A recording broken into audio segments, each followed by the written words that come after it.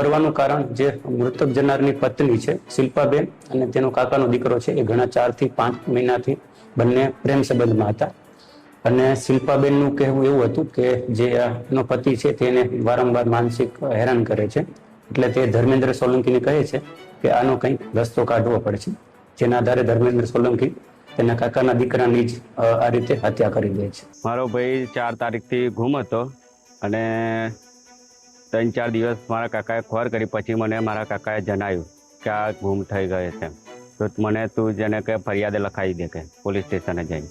મેં પોલીસ સ્ટેશને જઈને ફરિયાદ લખાવી.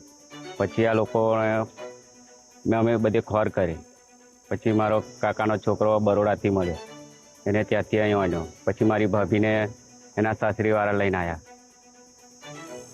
અને પછી તપાસ કરતા મારા કાકાના છોકરાએ મર્ડર કરી નાખ્યું છે. ના કારણે